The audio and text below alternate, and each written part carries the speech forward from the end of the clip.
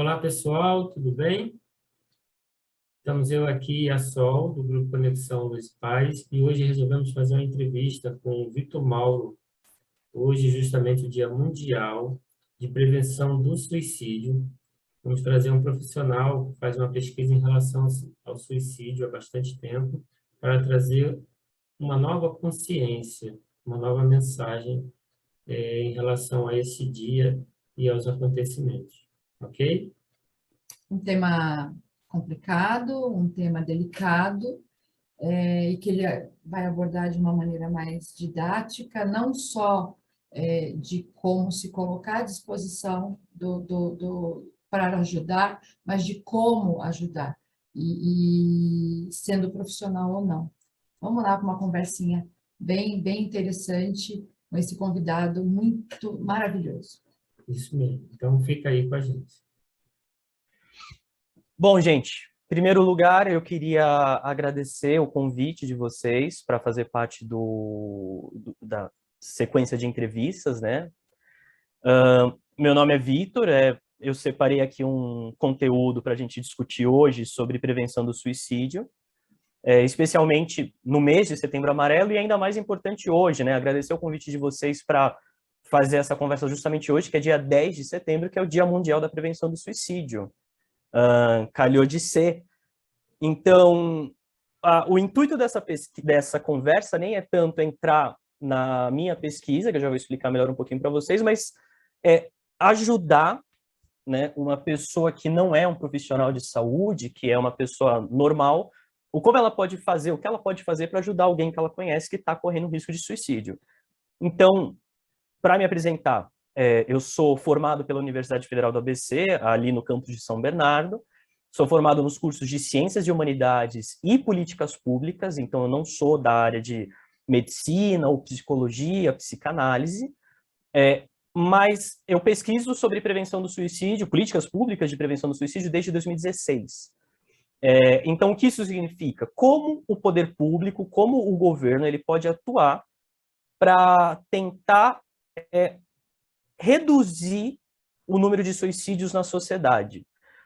Se você parar para pensar que um psicólogo, um médico, ele vai trabalhar de uma forma mais individual, enquanto o poder público ele pode estabelecer programas e políticas para, dentro da sociedade, reduzir esses números. Atualmente, eu sou mestrando no programa de pós-graduação em políticas públicas também da UFABC, e a minha pesquisa atual é sobre a relação entre o suicídio e o desemprego. A apresentação que eu separei aqui, ela tem 4 etapas, mais ou menos. Então, primeiro eu vou discutir com vocês para que serve o Setembro Amarelo. Depois, por que a gente precisa falar sobre suicídio e a sua prevenção. O que não fazer ao falar sobre suicídio. E como eu, uma pessoa comum, posso ajudar alguém que está correndo esse risco. Então, para dar um panorama geral para vocês, por ano, no mundo inteiro, cerca de 800 mil pessoas tiram a própria vida. Isso significa um suicídio a cada 40 segundos. E isso a gente também tem que considerar que os casos de suicídio eles são subnotificados. Estima-se que a cada uma morte, você pode ter outro número maior, inclusive aqui o dado que eu trouxe, a cada uma morte você tem outras 20 tentativas, né? Que não é um suicídio cometido, mas a tentativa de suicídio. Também a gente tem que considerar, quando a gente fala sobre a questão do suicídio, que outras milhões de pessoas sofrem com a ideação ou com o comportamento suicida. Então, quando a gente pensa no suicídio, a gente pensa mais ou menos um fluxo. A pessoa ela tem uma ideação suicida, ela desenvolve um plano suicida, ela tenta botar em prática isso, e aí você pode ter o desfecho fatal ou não. E também, além disso, a gente tem que levar em consideração o sofrimento dos familiares e amigos, tanto daquelas pessoas que convivem com uma pessoa que está passando por esse grande sofrimento, por essa crise suicida, e também as pessoas que perderam pessoas que amavam para o suicídio. O mês de Setembro Amarelo, então, ele é o quê? Ele é o mês da prevenção do suicídio e da valorização da vida. A campanha foi criada em 2003 pela Associação Internacional de Prevenção do Suicídio e pela OMS, Organização Mundial da Saúde. No Brasil, acontece desde 2015, E hoje, como eu já comentei com vocês, é justamente o Dia Mundial da Prevenção do Suicídio. E qual é o propósito da campanha? A gente pode dizer que é divulgar conhecimento sobre o suicídio e sua prevenção, conscientizar as pessoas e difundir onde a pessoa que está em crise, onde os familiares podem buscar esse apoio. Separei aqui também uma frase que eu gosto muito de um médico psiquiátrico, que é o Dr. Neuri José Botega. Ele fala assim: quando falamos em prevenção do suicídio, significa acreditar que é possível oferecer aos indivíduos outras possibilidades de enfrentamento das dificuldades que os levam a buscar, nesse ato fatal, uma espécie de solução para o sofrimento.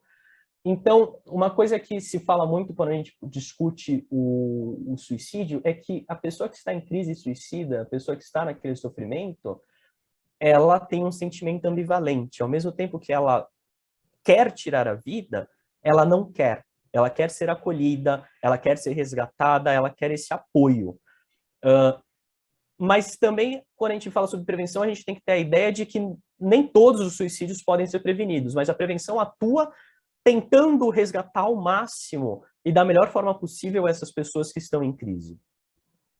E uma pergunta que sempre surge todo Setembro Amarelo para mim mas não é melhor a gente não falar sobre o suicídio? Não é melhor a gente deixar quieto? Ficar o tempo inteiro esfregando esse tema na cara das pessoas não pode causar um contragolpe e as pessoas acabarem cometendo mais suicídio? E aí eu digo que depende da forma como isso é tratado, né? Por quê? Por causa do estigma. As pessoas em crise, elas geralmente não sabem como e onde buscar ajuda, ou sentem medo de admitir o seu sofrimento. Por essa razão, é preciso justamente que a gente fale sobre o suicídio, mas sempre de uma maneira responsável e com sensibilidade, querendo quebrar esse tabu que existe em relação ao tema, para que as pessoas possam se sentir confortáveis para buscar aquela ajuda. E aí eu separei aqui algumas crenças erradas, né, algumas crenças relacionadas ao tabu que existem ao redor do suicídio. Então, por exemplo, muitas pessoas têm medo de perguntar sobre o suicídio, né? Perguntar sobre o suicídio é ruim, pode induzir a pessoa. E aqui lembrando que todo esse material que eu separei aqui para apresentação, eu tirei de dados da OMS, dados do Ministério da Saúde, de organizações médicas e de psicólogos. Então, esse conteúdo tem todo esse embasamento teórico. Então, aqui, perguntar sobre o suicídio é ruim, pode induzir a pessoa, e a gente enxerga que é ao contrário disso, né, na verdade.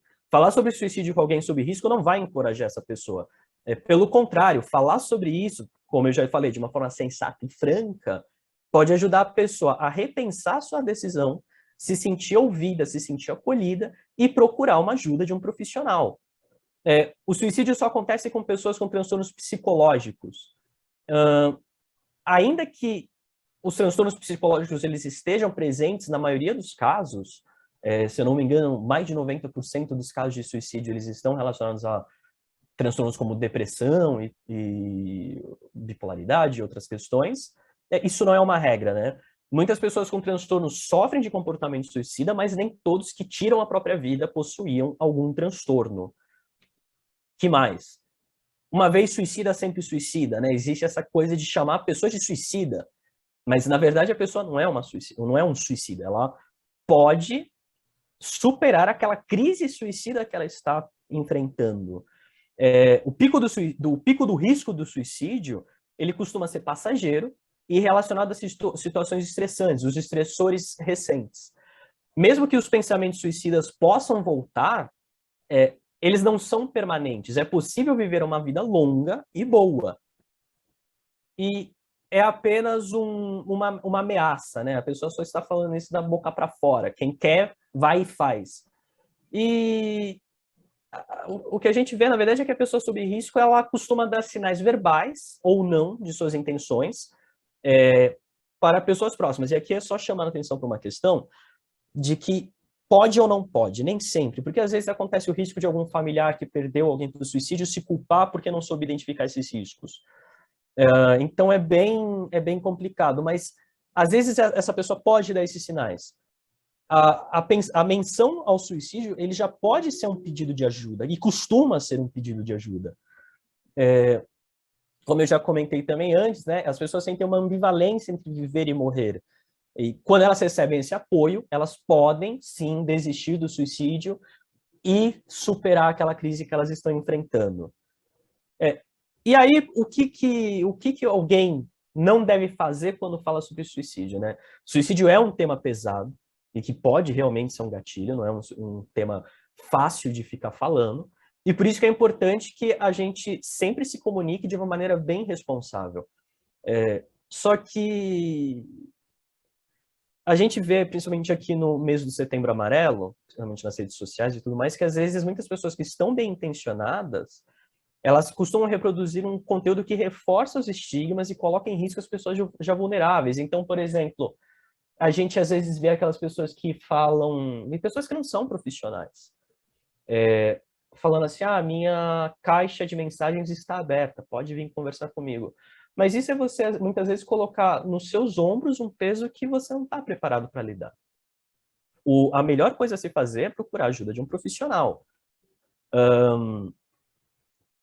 E então, o que a gente não faz quando trata sobre suicídio? Primeiro, não acreditar que a pessoa vai se curar sozinha. Ela vai precisar de uma ajuda profissional, ela vai precisar de uma rede de apoio forte, de amigos, familiares e pessoas ao redor dela. Não compartilhar fotos ou cartas. E o que eu quero dizer com isso? Muitas vezes a gente vê na imprensa notícias sobre suicídios e daí a matéria traz aquela foto da pessoa, traz aquela carta de despedida da pessoa, e o risco disso é justamente que você dê uma justificativa que outra pessoa que está enfrentando o mesmo problema veja naquilo uma saída para o que ela está enfrentando. Então, o ideal é que você nunca compartilhe fotos ou cartas ao falar sobre suicídio. E relacionado a isso também, você não informar detalhes sobre o método utilizado. Não informar o meio que a pessoa utilizou para tirar a própria vida. Isso é, inclusive, uma das coisas mais importantes, e aí, que é uma das coisas que eu trato na minha pesquisa, por exemplo, que o poder público ele pode atuar restringindo o acesso a determinados meios letais. Porque o suicídio, a gente discute, né, nos estudos científicos, a gente discute que o suicídio ele é um fenômeno ele, multifatorial, multideterminado. Então, várias questões, vários fatores, eles se entrelaçam e podem levar ao suicídio. Nunca é um único fator, nunca é só a perda de emprego, o luto, o término de um relacionamento, enfim. Essas relações, essas questões, elas se entrelaçam, às vezes até mesmo com transtorno psicológico, que podem levar a pessoa a essa atitude. 5, não glorificar ou não ser sensacionalista. Então, por exemplo, alguém que é muito importante que tira a própria vida e aí algum jornalista, alguma pessoa do dia a dia vira e fala assim, mas foi um ato de sacrifício, foi isso, foi uma causa nobre. Nunca deve fazer isso. Orientações da OMS. Nunca tratar o suicídio como algo glorioso ou sensacionalista. E quando também a gente fala de sensacionalismo, a gente fala daqueles jornais de tabloide, que geralmente eles atribuem com as causas mais supérfluas possíveis, e a gente não sabe o que estava por dentro daquela pessoa no momento de sofrimento. 6, não utilizar estereótipos religiosos e culturais. Então, nunca dizer que em determinada cultura é normal que essa pessoa cometa suicídio. Em determinada religião é normal que cometa suicídio. A verdade é que o suicídio é uma questão de sofrimento muito grande. Você associar um fator cultural a um fator de religioso, você está apagando o sofrimento daquela pessoa. E aí é uma coisa que eu acho até importante chamar a atenção, que muitas vezes as pessoas falam, por exemplo, é falta de Jesus, é falta de uma religião, é falta disso. Mas se por um lado você está naquela intenção de ajudar, muitas pessoas que sofrem com a crise de suicídio, elas já fazem parte de algum grupo religioso, já fazem parte de alguma religião, já frequentam alguma religião, e na verdade elas acabam criando um sentimento de culpa até maior, porque como eu, que tenho a minha fé, como eu que sigo a minha religião, estou passando por isso. A pessoa acaba sofrendo até mais. O sentimento de culpa é muito pesado para uma pessoa em crise suicida. E, como eu falei, também não atribuir culpas. Então, não quer dizer que alguém cometeu suicídio porque a família fez isso, a namorada fez aquilo, o namorado fez aquilo, o amigo fez aquilo. Porque você pode, na verdade, estar causando em outra pessoa a crise suicida. Você pode estar desviando para uma pessoa que já está sofrendo com o luto, já está sofrendo com a perda daquela pessoa. Ela acaba criando ela mesma a culpa e ela pode entrar nesse ciclo da crise suicida. E o mais importante quando a gente fala sobre o suicídio, apenas profissionais possuem experiência para tratar de uma pessoa enfrentando a crise suicida. Isso é uma coisa extremamente importante de reforçar sempre, sempre. Um psicólogo, um psiquiatra, só essas pessoas vão ter as ferramentas, o treinamento, a preparação para poder agir da forma correta para aquela pessoa. E isso também chama a atenção que nem sempre a pessoa encontra o tratamento ideal para ela de primeira. Às vezes o caminho que uma pessoa passa para superar a crise suicida, para encontrar o tratamento ideal para ela, é muito difícil.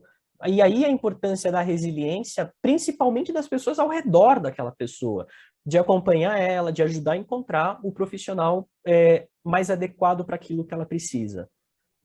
E aí, eu, que não sou um profissional de saúde, eu que não sou um psicólogo, que não sou um psiquiatra, não sou um terapeuta, o que eu posso fazer para ajudar?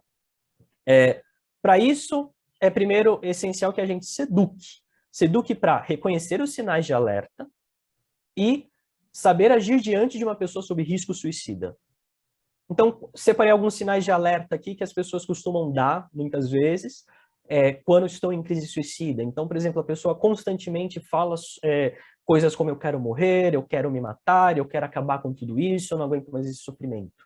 O isolamento, às vezes a pessoa, ela para de ver os amigos, se isola no quarto, perde aquela vontade de ter o convívio social. Mudanças bruscas de comportamento. E isso é tanto para o lado de uma pessoa que fica muito triste, depressiva, e às vezes uma pessoa que fica muito alegre. Às vezes essa pessoa que está demonstrando uma alegria desmedida, às vezes ela também está passando por uma crise suicida. Outro sinal muito grave de comportamento suicida é o comportamento autodestrutivo. Então, a pessoa cometer automutilação, a pessoa abusar uso de drogas, até já está ali embaixo, o abuso de drogas, e aí entra tanto lícitas quanto ilícitas, excesso de bebida, inclusive outra política pública, muitas vezes, que o governo pode agir, reduzir o acesso, por exemplo, ao álcool, aumentar os impostos sobre o álcool, sobre bebidas. Se eu não me engano, foi o governo russo que fez isso ali por volta dos anos 90, começo dos anos 2000, aumentaram a taxação de álcool e diminuiu o consumo e diminuiu o número de suicídios. A OMS indica o álcool como um grande fator de risco. A diminuição do autocuidado também, a pessoa deixa de se cuidar, a pessoa deixa de ter aquele cuidado próprio.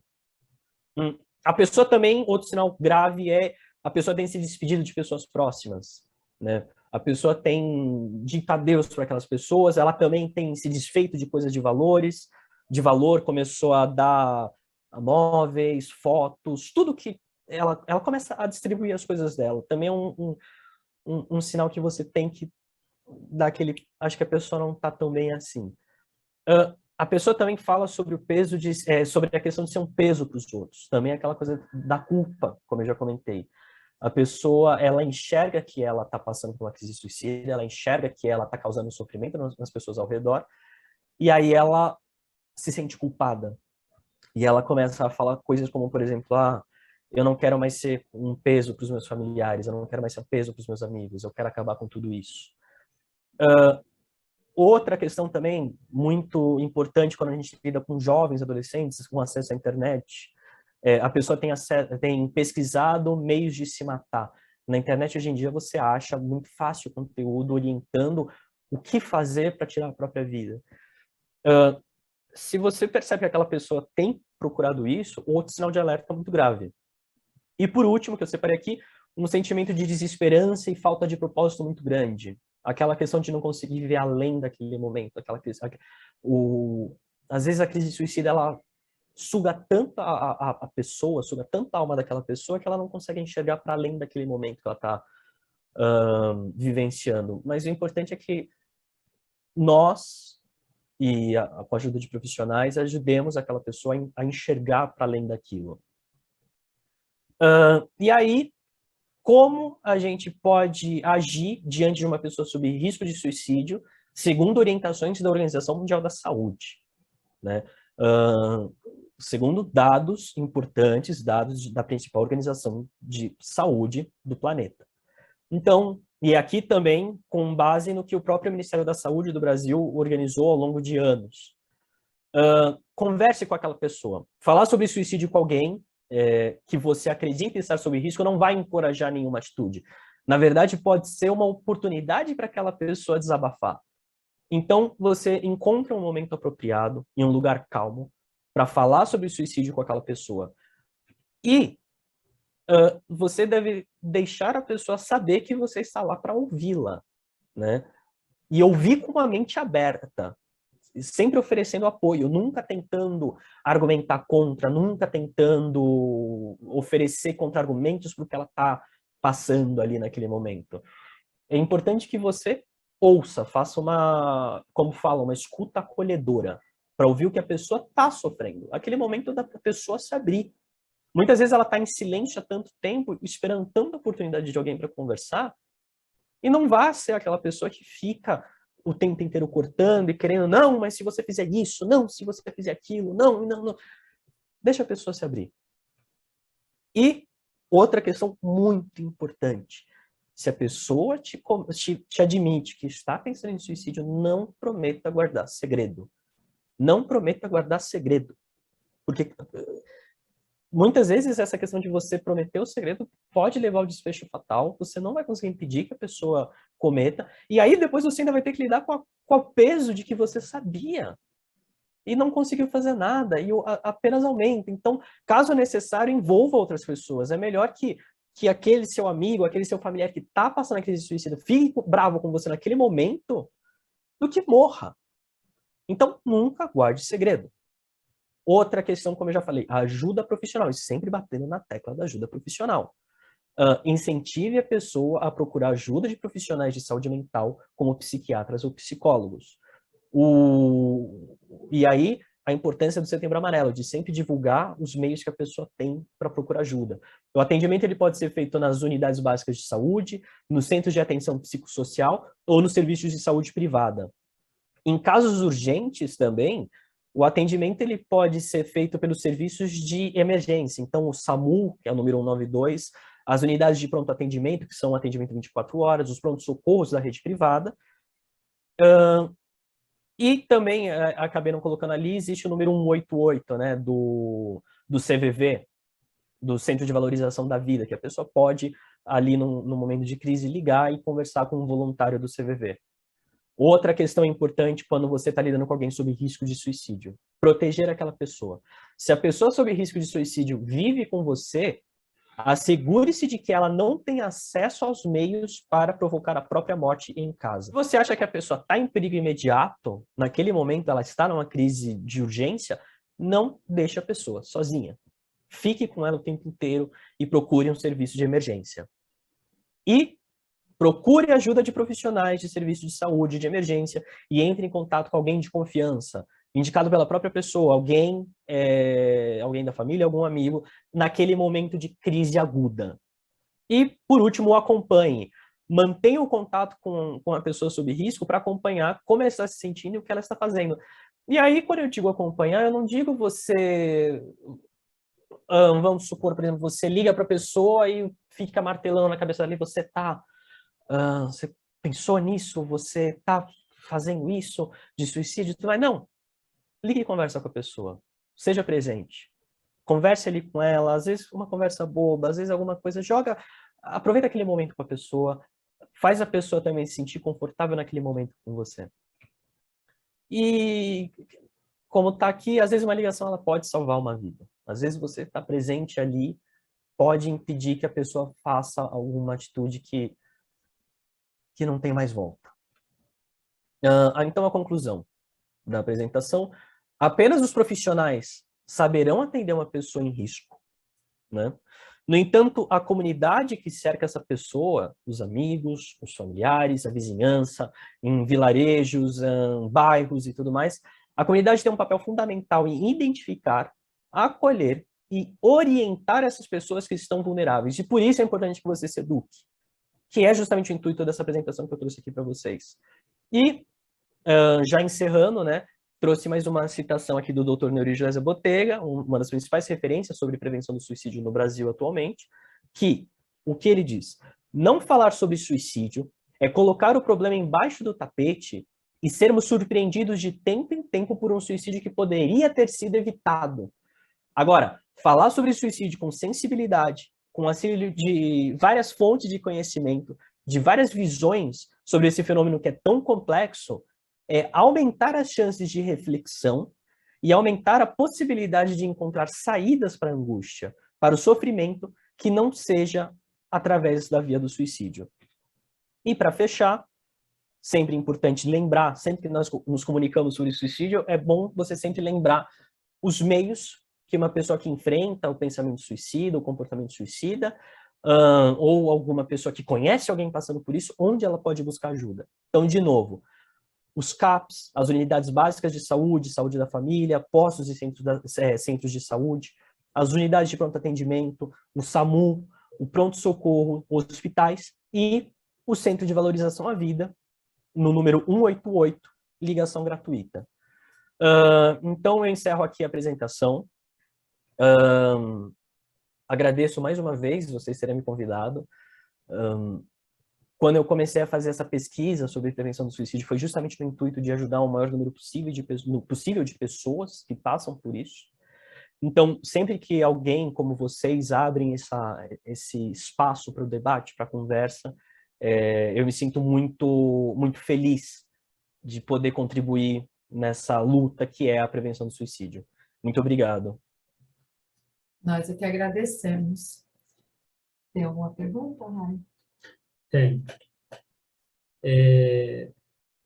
Ô, Vitor, você trouxe para a gente que é bom que a pessoa seja acolhida, resgatada e que seja ouvida.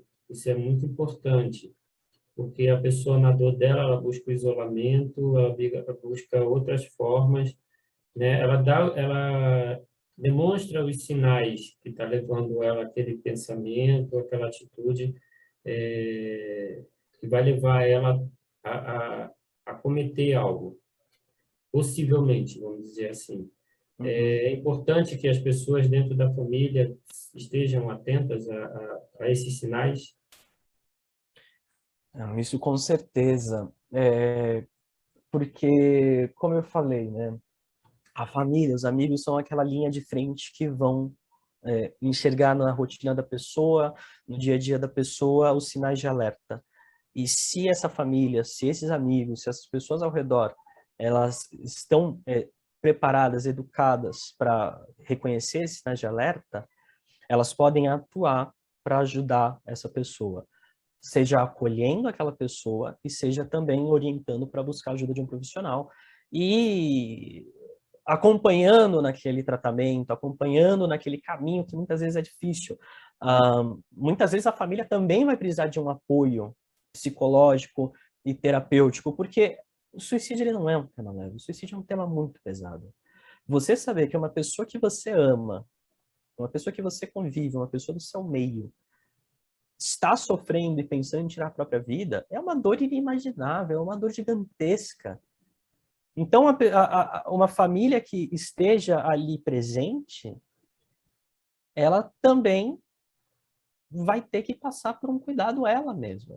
Vai precisar da ajuda de Não é uma dor solitária, né? Como dizem, não é a dor só do suicídio, é a dor de quem está em volta. Então, assim, o tratamento, talvez ele precise ser feito no todo e não só ele. E que eu ia comentar com você, quando você fala do suicídio e do processo, você falou que você não está falando da causa, porque na realidade o que precisa ser tratado é a causa. Então, quando você fala de ouvir e entender o que é que está acontecendo antes da necessidade daquela pessoa sentir de tirar a própria vida. não é? Uhum. É por isso que seria o ideal é o profissional, porque o profissional vai entender esse processo dele lá atrás até ele chegar nesse momento radical de querer tirar a própria vida. Porque também acho que quando ele está naquele momento, ele não quer sair. Então, não Uhum. adianta você querer tratar o agora. Você Uhum. concorda com isso? Teria que tratar com o que aconteceu antes. Eu acho que, como eu comentei, existe aquela ambivalência, né? A pessoa, eu não diria que ela não quer sair, mas eu digo que ela não enxerga outra saída. Muitas vezes o suicídio ele surge para uma pessoa como uma possibilidade de se livrar do sofrimento que ela enfrenta. Mas a ambivalência está na questão de que aquela pessoa ela está pedindo socorro. Ela não fala às vezes socorro, mas ela quer viver. O ser humano, ele naturalmente ele tem essa vontade de viver, essa pulsão de vida. Então, a dor de tirar a própria vida, ela não é algo, a gente pode dizer, natural, né? Mas a ajuda de um profissional, como você bem disse, é justamente para reconhecer naquele passado, naqueles fatores, naquele sofrimento que a pessoa vem passando, às vezes por dias, meses, anos, quem sabe décadas, a melhor forma de tratar. Às vezes a pessoa também não se sente confortável de falar diretamente com a família ou com os amigos. Às vezes a pessoa só vai se sentir confortável de falar com um profissional que tem ali a preparação e a forma de dialogar com essa pessoa. E a resiliência de lidar com essa pessoa nesse sofrimento gigantesco. Por isso, por isso é importante, sim, sempre a ajuda do profissional para saber identificar com a pessoa o que causou isso e como a pessoa pode agir, como a pessoa pode se sentir melhor. E como é que a gente faz, por exemplo, com pessoas que não aceitam ajuda profissional? Porque eu já tive notícias, quando a pessoa resiste à ajuda profissional. O psicólogo não me entende, o psiquiatra vai me dar remédio e ninguém entende o meu problema. Aí, assim, eu acho que seria importante, como o seu trabalho, a pessoa normal saber como lidar com essa pessoa também, porque é frequente. Também eu não, quando você usa muito técnica, coisas muito. É mais fácil eu falar com o meu amigo, que às vezes não tem preparo para falar, e talvez por isso que chegue tanto aos finalmente, como para dizer mais claro, do que você procurar ajuda profissional. Uhum.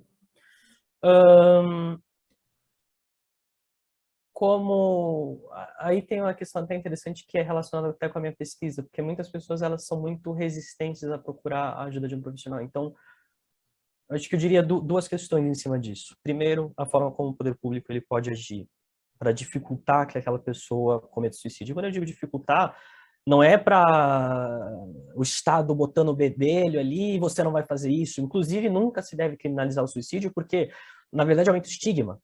Mas quando o governo, o Estado, ele age para dificultar o suicídio, ele permite que aquela pessoa repense. Ela dá mais tempo para aquela pessoa repensar o que ela tá, os pensamentos suicidas dela. E a outra questão que eu diria, que é também como alguém, ciclo de amigos, ciclo familiar, pode lidar com essa pessoa que não se sente confortável, não sente ali a confiança de procurar a ajuda de um profissional. E a questão é que realmente é muito difícil você achar o tratamento ideal. Como vocês bem sabem, existem vários tratamentos psicológicos, psiquiátricos, tratamentos com medicamento, várias linhas da psicologia. E a questão que eu diria é que a família tem que ter a resiliência e estar sempre presente para aquela pessoa. No primeiro momento a pessoa pode negar, no primeiro momento a pessoa pode recusar fazer o tratamento, buscar ajuda, mas aí os amigos e os familiares, como você disse, aquela conversa, aquela presença, aquele acolhimento no dia a dia, aquela vontade de ouvir, certo? a pessoa vai se sentindo cada vez mais segura e mais confortável de buscar aquela ajuda profissional. O apoio de amigos e familiares é extremamente importante. E esse apoio não é fácil, é uma caminhada longa. Às vezes você passa por sei lá quantos psicólogos, sei lá quantos psiquiatras, não acho ideal. Inclusive, é uma questão também que eu trato na minha pesquisa, às vezes a gente acha que todo profissional de saúde está preparado para lidar com o tema do suicídio, e não é verdade. Muitos médicos, muitos psicólogos têm medo também de falar sobre suicídio, muitos estão imersos no tabu e no estigma, tratam o suicídio como, às vezes, uma besteira, como uma questão que, já vai passar, esquece disso. Isso simplesmente piora também. Socorristas, pronto atendimento, às vezes não tem aquele cuidado ideal. E aí entra o poder público para fazer um treinamento melhor daqueles profissionais de saúde, daqueles estudantes de medicina, estudantes de psicologia. Mas, para fechar o meu pensamento, como eu falei, o tratamento ideal dificilmente ele vem de primeira. Então, esteja presente, acompanhe a pessoa. Às vezes, e quando eu digo acompanha fisicamente, leva, dá uma carona, acompanha no ônibus, vai até lá, espera na sala de espera. Fica ali, depois vamos tomar um sorvete, vamos comer alguma coisa que você gosta. E aí a pessoa, com o tempo, ela vai possivelmente encontrar, muito provavelmente, inclusive, encontrar o tratamento ideal. A verdade é que, assim, os estudos científicos, eles mostram que uma pessoa que... Isso é uma coisa interessante que eu acabei vendo outro dia numa palestra justamente com o Dr. Neuri José Botega, né? Ele estava falando de um estudo que ele participou com a Organização Mundial da Saúde, que eram 2 grupos de pesquisa. 2 grupos na verdade, de experimento, né? Um grupo passou pelo tratamento comum de prevenção do suicídio. Então, para explicar melhor, toda vez que uma pessoa ia para o hospital após uma tentativa de suicídio, os médicos perguntavam assim, estamos fazendo um experimento e você se sente confortável de participar e tudo mais? A pessoa dava ok, fazia parte e entrava para um desses 2 grupos. E chamando a atenção também que a pessoa que comete tentativa de suicídio, a pessoa após cometer o suicídio, é, inclusive, um dos maiores fatores de risco. Aquela pessoa que sobreviveu ao suicídio não acha que ela se livrou daquilo. Inclusive, é um dos maiores fatores de risco. Mas, enfim, o experimento ele levou um grupo para fazer o tratamento comum, passa ali pelo hospital e depois vai embora e não tem aquele acompanhamento pós. E um outro grupo fez o tratamento de acompanhamento frequente.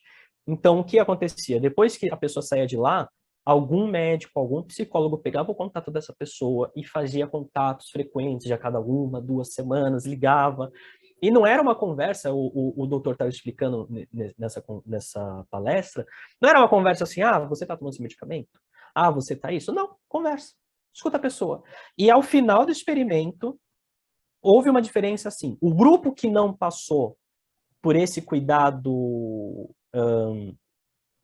frequente, 2,2% daquele grupo acabou cometendo suicídio. No grupo que passou pelo acompanhamento frequente, apenas 0,2%, quase zero, cometeu o suicídio. Então, o cuidado profissional, o acompanhamento de um profissional é extremamente importante e o tratamento adequado. Na realidade, ele não se sente olhado, né? Ele não se sente, o suicida não se sente acompanhado. Porque eu ia dizer também, é um processo longo, né? Então, assim, acho que seria importante dizer para a família ou para os amigos, as pessoas que têm contato frequente, que esse acompanhamento é importante. Começou a perceber alguma coisa diferente, já começa a acompanhar. Porque ninguém... aconteceu uma coisa agora e eu vou me suicidar amanhã, né? É um processo. Agora, eu queria só comparar, quando você fala a questão do desemprego, que você falou lá no começo, aí sim, é um processo de repente, não é? Na verdade, como eu disse, o suicídio é um fator multideterminado. Então, a pessoa que... aí é uma dificuldade na minha pesquisa atualmente, inclusive na minha pesquisa do mestrado, porque o que a gente quer entender, o que eu pretendo entender, e, enfim, inúmeros cientistas sobre prevenção do suicídio tentam entender essa questão. A pessoa que ela comete suicídio após o desemprego, ela comete o suicídio porque ela perdeu o emprego foi a causa, ou a pessoa, ela, por causa da crise suicida, perdeu o emprego. Qual o fluxo de causa que leva a isso? Uhum. E aí, quando eu digo também que ele é multideterminado,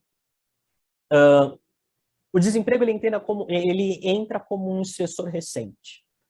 E estressor recente, luto, perda de um familiar, término de um relacionamento. Mas dificilmente ele age sozinho, certo? É um perigo a gente associar o desemprego com uma causa única, porque ele pode levar alguma pessoa que perdeu o emprego a enxergar no suicídio uma saída. Então, essa pessoa provavelmente também é o desemprego, é o medo de não conseguir nutrir a família, é a sensação de perder o pertencimento social, a sensação de perder o convívio com os colegas de trabalho, a sensação de você perder aquele momento de convívio fora da família. E aí você também tem que considerar que muitas pessoas têm transtornos envolvidos naquilo, tem outros fatores que influenciam nessa decisão. Só foi aquela gotinha d'água, né? Exato, exato. Eu não diria que a pessoa do nada tira porque ela perdeu o emprego, mas foi mais uma gota num oceano que já está num copo e está estourando, não cabe mais. Você trouxe essa questão dos motivos aí, que foi muito importante, questão de luto, não saber lidar com luto, a perda de emprego, estado social, o bullying está muito associado também, questão de abuso sexual, agressão física, moral, verbal, discriminação social e opção sexual também. A pessoa tem a opção dela, quer seguir os ideais dela e ela se vê presa nas crenças, no julgamento, tanto da própria família em si, né, devido a crenças, vamos dizer assim, não generalizando tudo, mas colocando como alguns dos princípios básicos, e muito julgamento também de como eu vou encarar a sociedade lá fora, com tanta discriminação que a gente vê por aí, pessoas batendo, apedrejando, insultando. Cada um segue a sua mentalidade, a sua forma, o seu jeito. Cada um tem sua opção, a vida é sua, você que tem que saber o que é melhor para você, mas a gente percebe que não é bem assim. Ainda existe muita crença, Sim, o estigma é muito muito pesado julgamento ainda, né? aí que contribui muito para essa estatística aí, né? Vamos colocar entre aspas, do suicídio. E eu E a queria... expectativa da própria pessoa, né? É a crença da própria pessoa. Eu não tenho coragem de assumir aquilo que eu quero porque eu estou vendo em volta uma coisa diferente do que realmente às vezes é, né? vocês trouxeram dois pontos muito, muito importantes, que é a questão dos fatores de risco e a questão dos grupos de risco. Mas antes disso, eu só queria comentar uma curiosidade, né? Eu comentei no começo da apresentação que cerca de 800 mil suicídios acontecem por ano. Já foi quase 1 milhão. Os números de suicídio no mundo, eles vêm reduzindo. Por quê? Porque os governos em vários países têm implementado programas nacionais, estratégias nacionais de prevenção do suicídio. E são o quê? Políticas abrangentes, envolvendo diversas áreas, envolvendo não só o Ministério da Saúde, mas o Ministério dos Direitos Humanos, Ministério da Economia, enfim, Ministério da Educação, para lidar com estudantes, adolescentes e tudo mais. Só que o Brasil, infelizmente, é um dos países que está no caminho contrário. Enquanto grande parte do mundo reduz o número de suicídios, o Brasil é um dos poucos que aumenta anualmente. E, se eu não me engano, agora, da minha pesquisa, que já faz... Eu escrevi a minha primeira pesquisa sobre prevenção do suicídio ali por 2019, 2018, mas em um período de 20 anos, de 99 a 2019, o crescimento por ano foi de 2%, cerca de 2%. E o crescimento foi acima do crescimento populacional.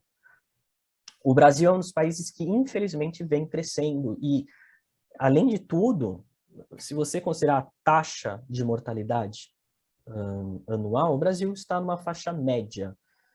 Cerca de, por exemplo, 6 a cada 100 mil habitantes. Mas se você pega em números absolutos, o Brasil é um dos países que mais tem casos de suicídio. Cerca de 10 mil, 12 mil. Sempre, nos últimos anos tem ficado acima desses 10 mil. E mostra muito a dificuldade, não diria a dificuldade, eu diria a ausência do poder público em estabelecer esses programas de políticas públicas. Se vocês quiserem, a gente pode conversar mais sobre como o Brasil tem agido em relação a isso, mas para a gente não perder o fio da meada, como vocês tinham falado, os fatores de risco e os grupos de risco. Tenho, inclusive, no meu Instagram, como eu já comentei com vocês antes da gente começar a nossa conversa, tem uma série de posts que eu fiz no ano passado. Eu passo justamente por uma discussão do o que fazer, o que não fazer, eu entro no tema da minha pesquisa, eu entro até com mais detalhes em como alguém pode conversar com a pessoa sobre risco. Mas uma das minhas postagens, por exemplo, ela separa os fatores de risco. E quando eu digo fatores de risco, o que isso quer dizer? Aqueles que aumentam a vulnerabilidade e às vezes podem influenciar no comportamento suicida. Então, os fatores suicidas, eles costumam ser divididos em 2 grupos. O primeiro são os fatores, e aí é uma linguagem mais científica, são os fatores predisponentes.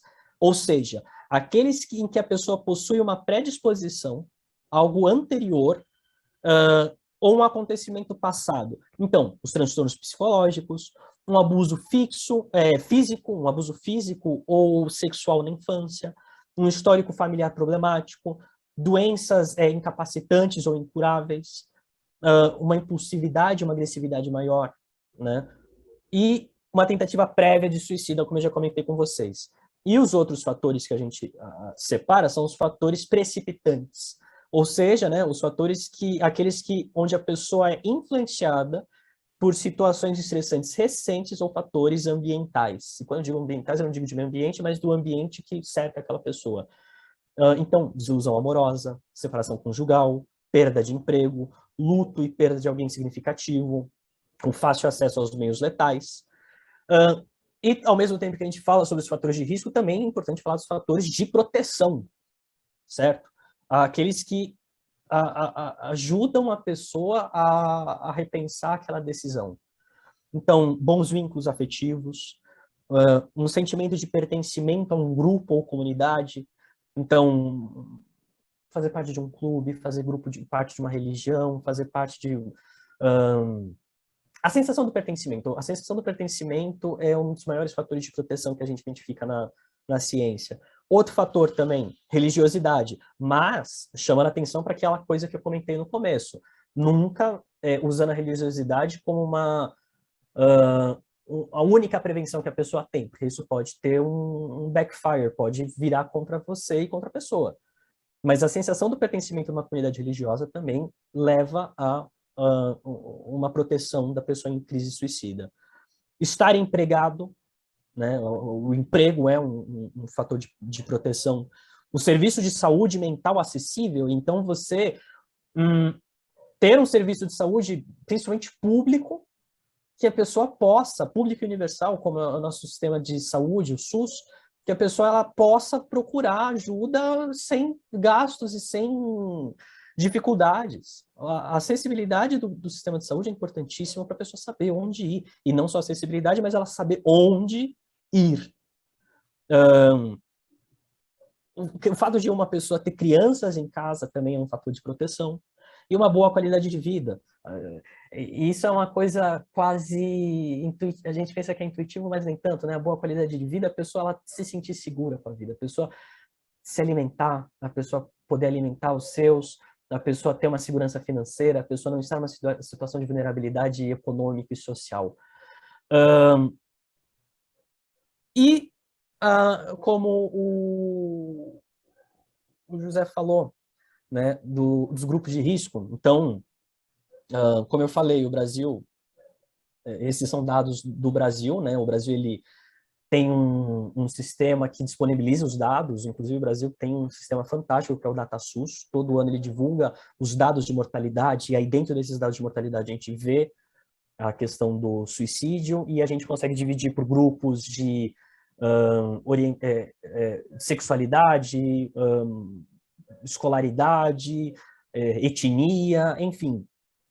E aí, dados que são interessantes. Os homens, na questão de gênero, os homens são os que são as maiores vítimas do suicídio, com uma taxa de cerca de 9,6 mortes para cada 100 mil habitantes, considerando que a taxa média do Brasil é 6, então a taxa dos homens está acima.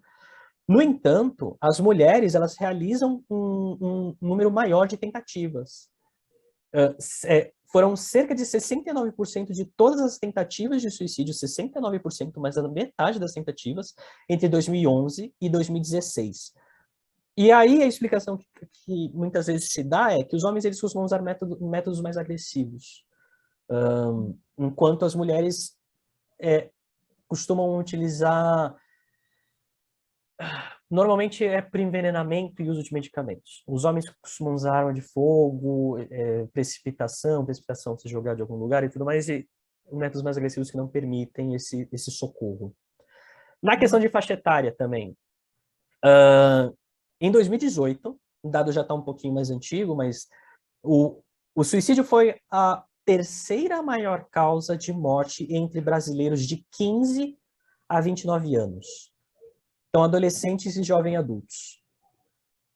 Ao mesmo tempo, se você considerar a taxa, os homens acima de 70 anos são o maior grupo de risco entre as faixas etárias.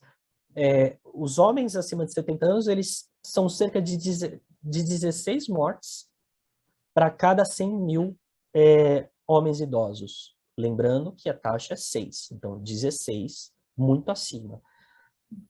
E aí, a gente pode dizer que diferentes fatores eles podem causar um sentimento de impotência e perda do sentido de vida nessas pessoas, nesses homens idosos, né? Aquela sensação de perda de pertencimento, de não ser mais o fornecedor da família, que aumentam essa vulnerabilidade nos idosos. Outra questão também muito importante, a questão de cor e raça.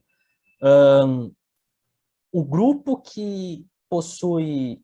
Vocês estão me ouvindo? Que deu uma travadinha aqui. Não, estamos ouvindo, está perfeito. Ah, tá, não, vocês deram uma travadinha, mas enfim. Vou recomeçar. A outra questão que é, também nos dados, a questão de cor, raça, etnia. O grupo étnico brasileiro que mais comete suicídio, e isso muitas vezes é uma tendência em outros países também, é justamente os indígenas. Os indígenas, em 2007, eles eram, a taxa deles, lembrando, 6, era 13. Em 2017, aumentou para 17,9. A população indígena ela é a mais vulnerável entre os grupos raciais do país. O segundo grupo mais vulnerável é a população branca, em seguida a população parda, amarela e, por último, a população preta. Isso lembrando que existe uma dificuldade no IBGE, porque muitas vezes as pessoas que seriam classificadas como pessoas pretas, muitas vezes elas se identificam como pardas, então existe essa complicação no dado no IBGE. Mas cerca de 45% dos suicídios entre indígenas, 45% dos suicídios entre indígenas foram entre jovens de 10 a 19 anos. 10 a 19 anos. Entre jovens, os indígenas são um grupo que mais comete suicídio. No último censo, a taxa entre indígenas de 15 a 19 anos chegou a 31 mortes. 31 mortes. E no último censo, em 2010, a taxa nacional, a média nacional, era 5. 5. Também, existe algum estudo sobre isso, sobre as causas? Entre indígenas? Porque...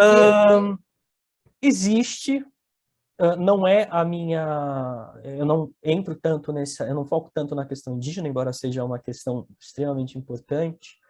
mas muitas vezes isso está atrelado com uma dificuldade de... Eu não queria dizer de uma forma tão simplista, mas a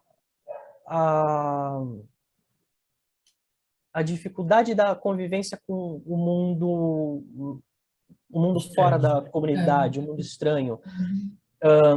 A questão de você acabar com a cultura, a questão de você destruir comunidades, destruir terras, você destruir aquela cultura milenar que os grupos indígenas têm, e entre jovens, muitas vezes também a questão de falta de oportunidades de estudo, falta de oportunidade de emprego, o preconceito com a população indígena, a pessoa ali na comunidade não sente uma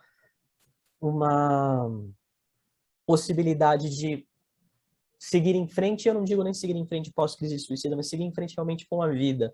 A Folha, alguns anos atrás, fez um vídeo muito interessante justamente sobre isso, já faz alguns anos, mas era como muitas comunidades indígenas estavam perdendo todos os jovens, e a população que sobreviveu era justamente os idosos, e não tinham os jovens, que eram justamente a população que fornecia, que era a economia dentro das comunidades e das tribos, das aldeias. Então, são esses fatores. Também o aumento do consumo de álcool entre indígenas também é uma questão que as pesquisas científicas apontam. O aumento de consumo de álcool é muito grande em algumas comunidades. Não gosto de usar esse termo epidemia de suicídio, porque atrela o suicídio com uma questão biológica, mas muitas vezes se diz que existiu uma epidemia também ali por volta dos anos 80, 90, que várias comunidades indígenas começaram a cometer o suicídio, muito atrelado com esse impacto, eu acho que da invasão das terras indígenas. Mas, mais alguns outros dados que eu tenho aqui, questão de escolaridade. Observa-se uma taxa maior entre pessoas com escolaridade considerada precária, que é uma coisa que muitas vezes as pessoas acham que é justamente o contrário, que são as pessoas mais ricas que cometem o suicídio. Porque o suicídio é uma questão de quem pensa. Não, pelo contrário, os dados mostram que pessoas em maior vulnerabilidade social, com uma educação mais precária, normalmente cometem mais o suicídio. E conforme aumentam os anos de estudo, na verdade, você diminui, né? A taxa, ela fica menor. Também o suicídio, ele se mostra ainda mais forte entre os grupos marginalizados e discriminados da sociedade. Então, entre eles, a população LGBT, presidiários, profissionais de segurança pública, como policiais, e imigrantes. Além da prevenção do suicídio, existe a questão da pós-venção ao suicídio. O que é a pós-venção ao suicídio? É como você dá esse apoio aos familiares, aos amigos da pessoa que cometeu o suicídio. E também a pessoa que tentou o suicídio, a pós-venção ao suicídio. Que, ao mesmo tempo, é uma prevenção ao suicídio, porque essas pessoas que perdem, elas também entram em crise. E aí você tem que prevenir que elas acabem seguindo o mesmo caminho daquela pessoa, mas se chama de pós-venção. Então, além da dor de perder o familiar, você ainda tem aquele risco de ir da miséria, de perder tudo. O bom é que a passos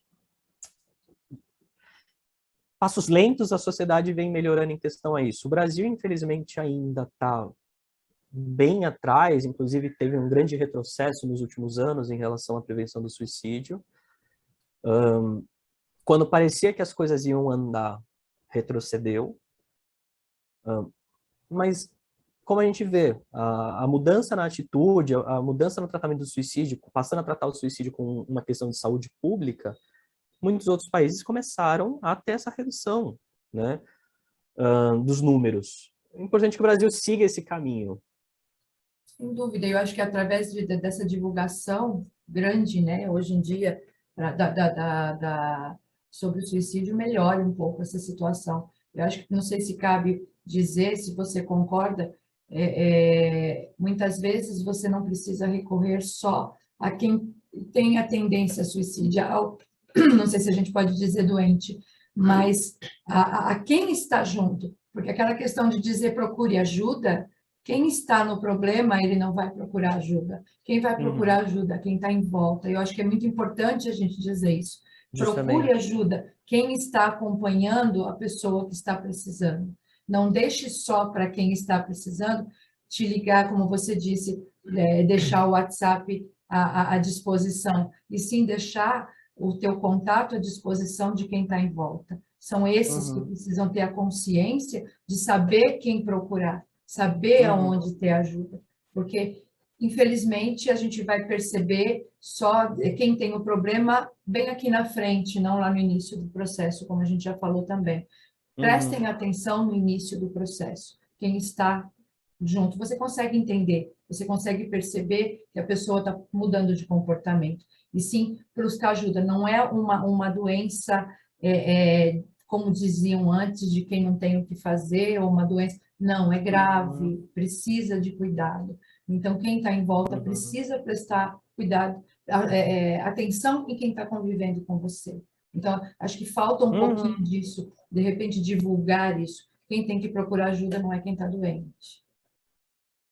E justamente por essa a importância do Setembro Amarelo, né? Porque, obviamente, todo ano tem que ser essa luta pela prevenção do suicídio, pela valorização da vida, mas o Setembro Amarelo ele é um momento específico no ano em que a gente tem essa possibilidade de discutir com maior alcance. É aquele momento que abertura, justamente, é aquele momento em que você pode conscientizar o maior número de pessoas. E como você disse, é a família quem vai buscar essa ajuda. Às vezes a pessoa sozinha não tem essa força, é a família quem vai fazer.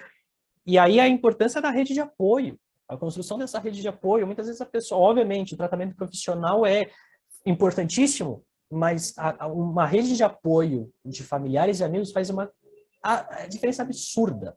Uma diferença absurda, que a pessoa enxergue também aquele acolhimento ao redor dela. E hoje a visão que a gente tem do serviço público, ela é muito ruim, em todos os lados, né? Mesmo na saúde, no geral.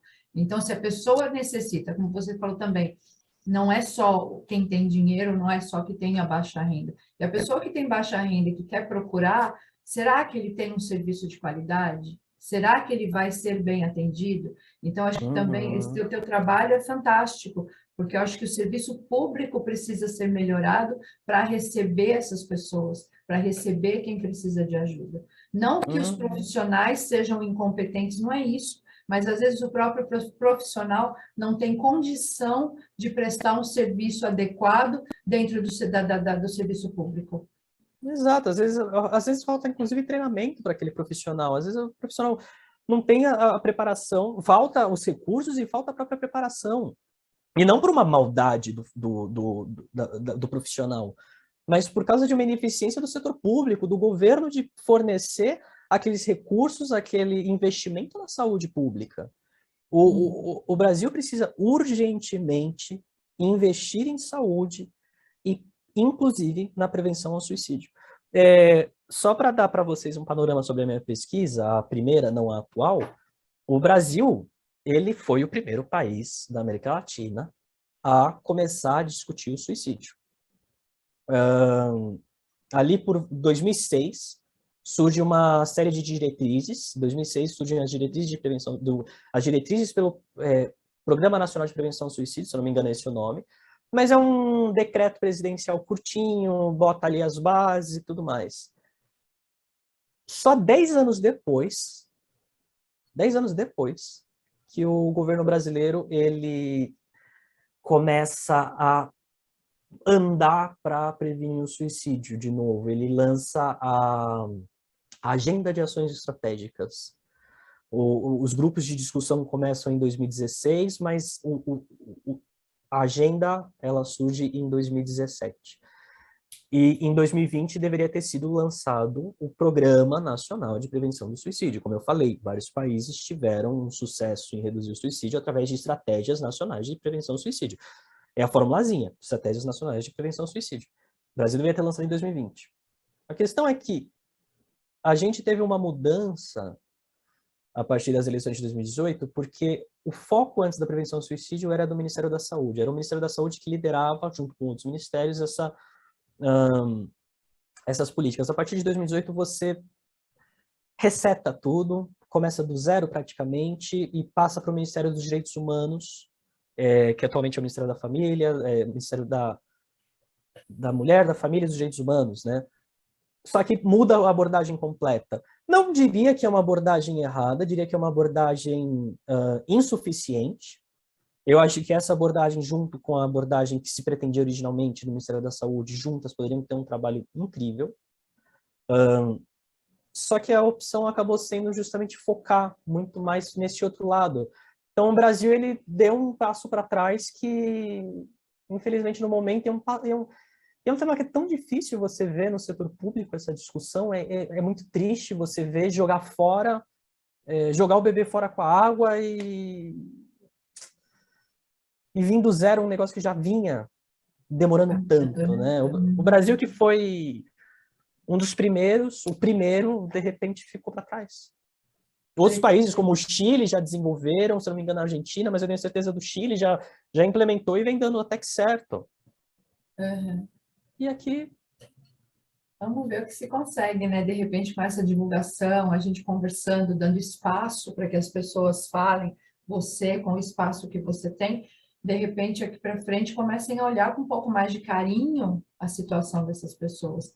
E enquanto o governo não olha, né? Os profissionais começarem a olhar também de uma outra forma, acolher um pouquinho mais, com carinho essa situação, que é uma situação de desespero, não é uma situação de simplesmente vou tirar minha vida porque eu não quero mais. Não, tem uma linha e um caminho de vida que está levando essa pessoa a essa situação de desespero, né?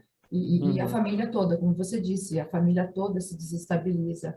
Então, vamos ver se a gente consegue dar uma visão nova e começar a colocar uma visão nova a respeito dessa situação triste, né? Essa oportunidade aqui que vocês deram para a gente poder discutir, fazer uma discussão responsável, uma discussão com base em dados, é muito importante. Como eu falei no comecinho, a discussão sobre o suicídio, falar sobre o suicídio é extremamente importante porque você ajuda a ir quebrando estigma, ajuda a ir quebrando o tabu em relação a esse tema. O suicídio não precisa ser tratado como algo que não pode ser falado. Não, se você fala mais sobre o suicídio, a pessoa vai se sentir mais confortável, vai se sentir menos distante de todo mundo, certo? E nessa construção coletiva desse novo pensamento, dessa quebra desse estigma, a gente acaba levando para frente uma sociedade melhor. Que sabe tratar, né? Porque é simples você dizer, vamos combater o suicídio, mas como combater o suicídio?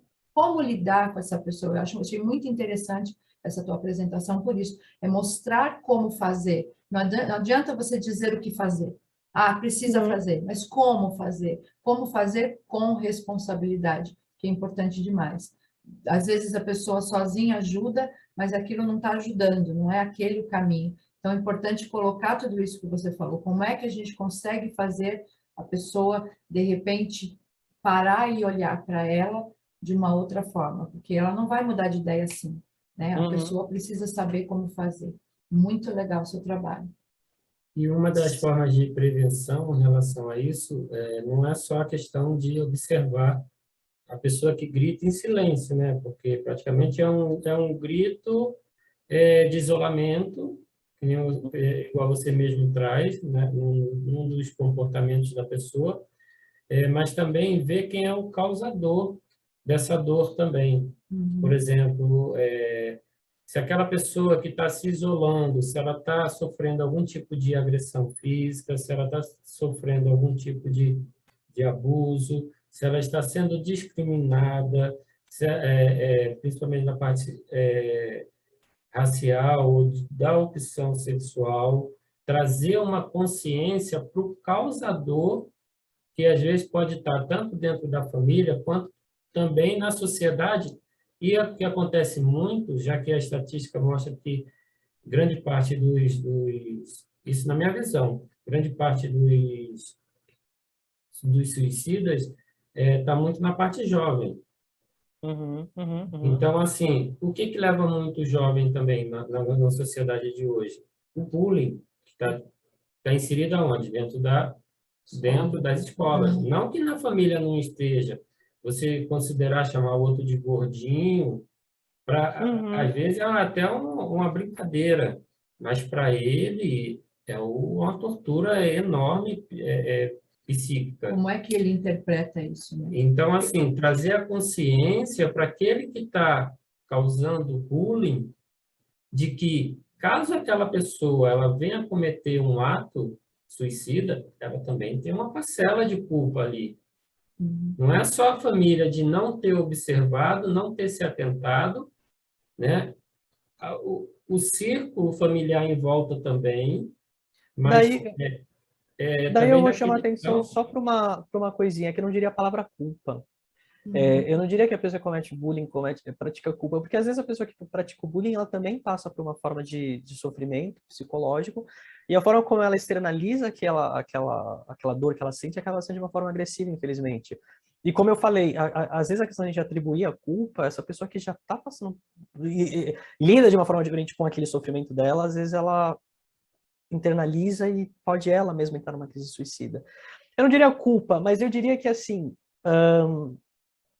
uma coisa, como eu falei que a gente tem que ter estratégias nacionais, uma coisa que a OMS também afirma é que dentro das escolas tem que existir estratégias de prevenção. Os profissionais, os professores, os seguranças, toda equipe profissional dentro da escola tem que ter uma preparação para lidar com aquelas situações de crise suicida entre jovens, e saber acolher e saber orientar. Um psicólogo ali na equipe também para poder conversar com aquelas crianças, para poder... Porque, como você bem disse, a criança, às vezes, a questão do bullying é muito forte, que às vezes é uma piadinha para algumas pessoas, para outra pessoa é a construção do ser que ela vai se tornar quando virar um adulto.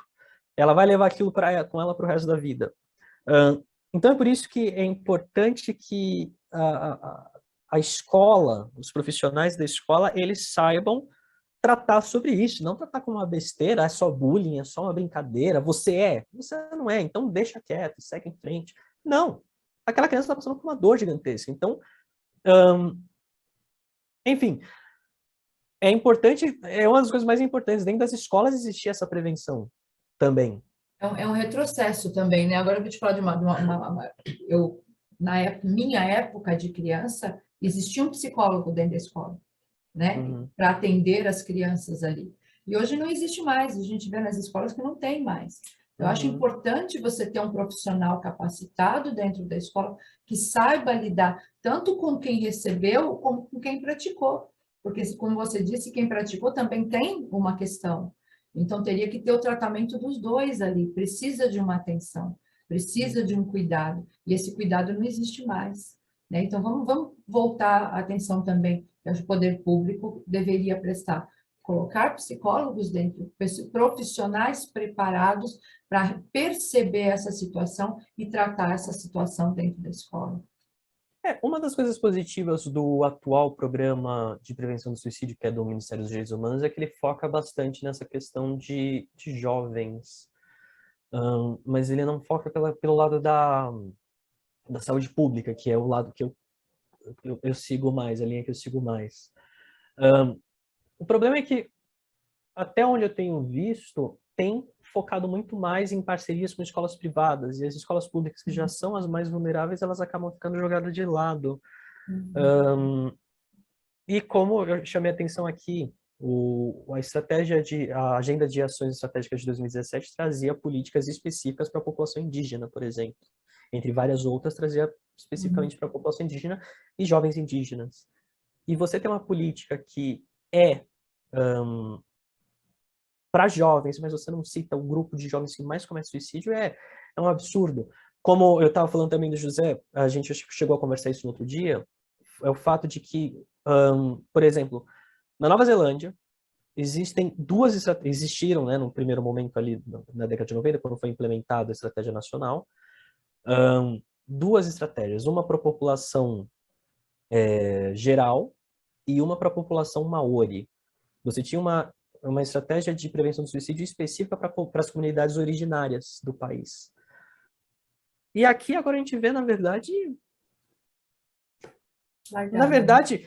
o documento de 2018, 19, ele faz, na verdade, uma meia-culpa, falando que o suicídio entre indígenas é alto, mas não pode ser atrelado à questão da luta com a modernidade. E aí cita um livro justamente do Dr. Neuri José Botega. Só que se você pega o capítulo inteiro para ler, o capítulo fala justamente o contrário. Uhum. Eles jogam aquilo que é. Você Você pega um falou, trecho, né? ele fala justamente que não pode ser atrelado só a isso, existem outros fatores. Uhum. E aí cita Não é seus trechos. só, mas isso não quer dizer que não precisa, né? Não é só isso, existem outros, mas Existem outros. precisa ser olhado também. Existem outros. Vitor, um prazer enorme receber você aqui com a gente. Gratidão de verdade. Então, assim, a mensagem que eu deixo é que, para quem está nos ouvindo, que se você gostou desse conteúdo, compartilha com os amigos e familiares daqueles que vocês percebem que necessitam desse auxílio, dessa ajuda, desse apoio para... E qual seria essa ajuda? Indicando, como o Vitor mesmo disse, pessoas adequadas para essa questão, como psicólogo, certo? Ou psiquiatra, não deixando de lado a observação e o apoio também de estar ouvindo essa pessoa. Não considerar como uma frescura, como uma birra, ou seja lá o que for, levar a sério, porque existe uma dor ali e ela precisa ser vista. Correto. Então, eu gostaria de deixar meus agradecimentos aqui em nome do grupo do Conexão Luz e Paz. E, com certeza, espero que o pessoal que esteja nos assistindo deixem seus comentários, deixem suas questões, para que a gente possa futuramente trazer vamos dizer assim, novas compreensões, Conversas, né? novas conversas. E você está convidado também para futuramente participar lá do nosso grupo ao vivo, no dia de terça-feira, que a gente traz conhecimentos, traz também a respeito das terapias que são aplicadas e também a meditação, que é muito importante. Nós oferecemos gratuitamente toda terça-feira, às 8 horas da noite. Não, muito legal.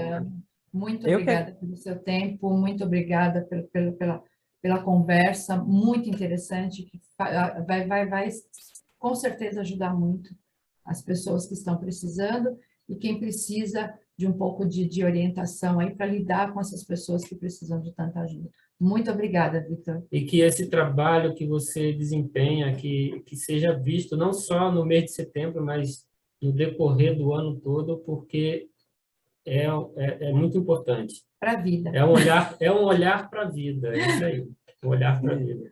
Gratidão imensa, Vitor. Muito obrigado, eu agradeço a oportunidade de participar e de poder discutir com vocês sobre isso. Gratidão. Obrigado, irmão.